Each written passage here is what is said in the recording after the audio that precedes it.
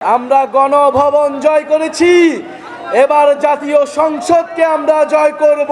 5ই August আমাদের লক্ষ্য ছিল গণভবন, এবার আমাদের লক্ষ্য হচ্ছে জাতীয় সংসদ ভবন। 5ই আগস্ট 2024-এ আমাদের লক্ষ্য ছিল ফ্যাসিবাদের পতন। জাতীয় নাগরিক পার্টি এনসিপির উদ্যোগে দেশ গড়তে জুলাই পদযাত্রার আজকের এই রাজশাহীর সমাবেশ আমাদের জুলাই পদযাত্রার ইতিহাসে স্মরণীয় হয়ে থাকবে। রাজশাহীর জনগণের অভূতপূর্ব সাড়া, রাজশাহীর এনসিপির নেতাকর্মীদের অক্লান্ত পরিশ্রম আজকের এই পদযাত্রাকে সফল করেছে।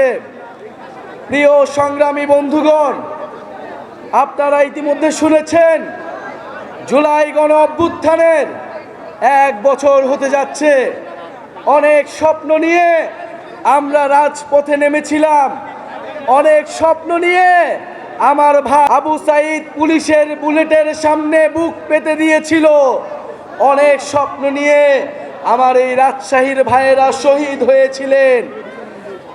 আমাদের স্বপ্ন ছিল না কেবল শেখ হাসিনার পতন, আমাদের স্বপ্ন ছিল একটি নতুন বাংলাদেশ, সংস্কারের মাধ্যমে বাংলাদেশের পুনর্গঠন। কিন্তু বন্ধুগণ, দুঃখের কথা, 5ই আগস্টের পরে নানান শক্তির ষড়যন্ত্রে সংস্কারের পথ রুদ্ধ হয়েছে। বন্ধুগণ, click backup LED light load shedding এ দেয় 3 ঘন্টার ব্যাকআপ, লাইটের ব্যাকআপ, লাইফের ব্যাকআপ। আমরা স্বীকার করে নিচ্ছি আমাদের ভুল হয়েছিল, আমাদেরও সীমাবদ্ধতা ছিল, কিন্তু আজকে আমরা আপনাদের সামনে শপথবদ্ধ, এই ভুল আমরা আর করব না, আমরা আর সুযোগ দিব না। যারা এই গণ অভ্যুত্থানকে, যারা এই সংস্কারের যাত্রাকে ব্যাহত করার চেষ্টা করছে, বাংলাদেশের জনগণ তাদেরকে কোনোদিন ক্ষমা করবে না।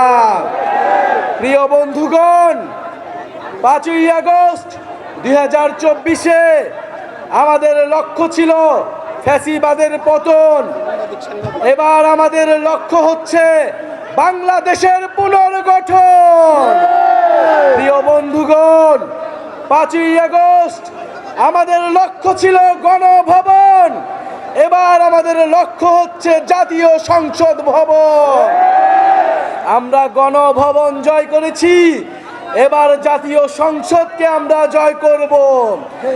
ইনশাআল্লাহ জাতীয় সংসদে তরুণদের অভূতপূর্ব বিজয় উদযাপিত হবে সামনের নির্বাচনে। কিন্তু তার আগে কথা আছে, নির্বাচনের আগে অবশ্যই সংস্কারের সুরাহা হতে হবে, বিচারের সুরাহা হতে হবে। গণহত্যাকারী খুনি হাসিনার বিচার আমরা দেখতে চাই, সংস্কার দেখতে চাই এবং নতুন সংবিধান দেখতে চাই।